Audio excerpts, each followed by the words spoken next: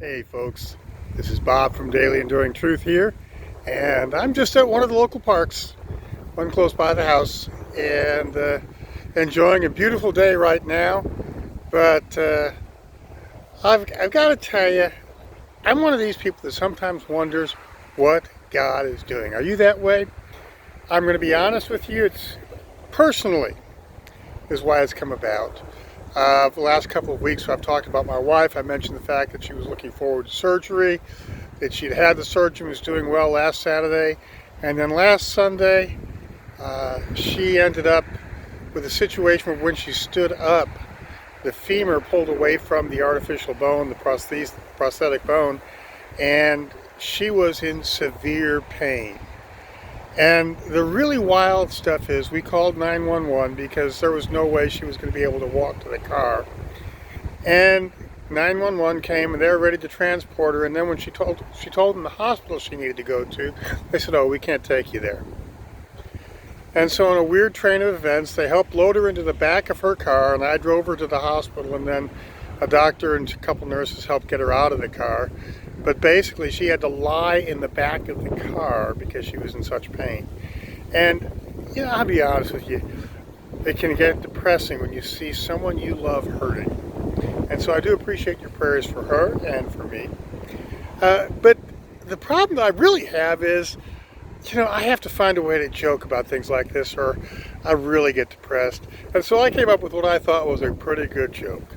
I said, this may not be the worst week of 2020 for us as a family, but I'm going to guarantee you it's not going to be in the top 50.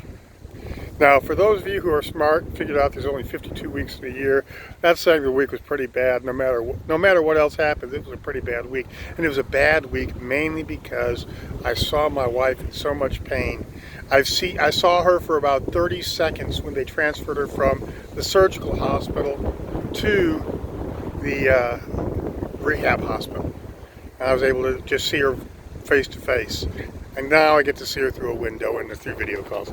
It's tough for me because I'm used to spending most of my time with her. Anyway, just a little point of where we are there. A reminder, now that the conventions are over, continue to pray for both presidential candidates, especially the one that you don't think you like. Pray for both. And yes, I know there are other candidates. I'm just pointing at, to be honest, very few. The other ones really don't have a chance. But to be praying for those who are running for office. Be praying for your local office holders because, God may not care specifically about who's elected, but He cares about the people who elect them and the prayer work that they do. So show compassion and love. This week's Bible study really is sort of along the lines of my personal experiences. What do you do when you don't know what God is doing?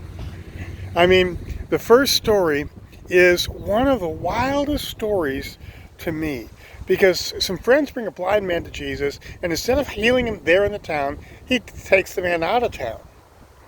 And then Jesus spits in his eyes. Now, I don't know about you, but whenever I hear somebody talk about somebody spitting in somebody's face, it's usually not a good thing. I heard people give explanations, and I'm going to be honest with you, I can't explain it. And what's really weird is Jesus asked, "Do you see?" And the man said, "I see people walking around like trees." See the trees in the background here?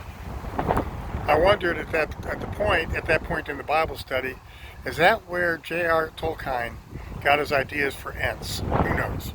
Anyway, so Jesus had to touch his eyes a second time. And it didn't make sense to me. And then He says, "Don't tell anybody about me." Our job is to tell everybody about it. Well, then Jesus asks, "Who do people say that I am?" And I think Peter got him the point. Peter sort of raised his hand and said, "Hey, ask me, because you're the Messiah." And Jesus said, "That's right." And then Jesus started explaining what the Messiah really was. And Peter had one of these, "God, what do you think you're doing?" moments. And he started rebuking Jesus. And Jesus made a point of rebuking him. And folks, I'm going to be honest with you. I'm sure that Peter was wondering, what are you doing, God? Why are you doing things this way? There can be a lot of times we don't understand what God is doing. But we always know that God is in control and God is God. So this week, as you go through times, when you just want to say, God, what are you doing and why? Go ahead and say that. But then trust that God has things under His control, and He knows what He's doing. Y'all have a great week. May God bless you beyond all that you can imagine.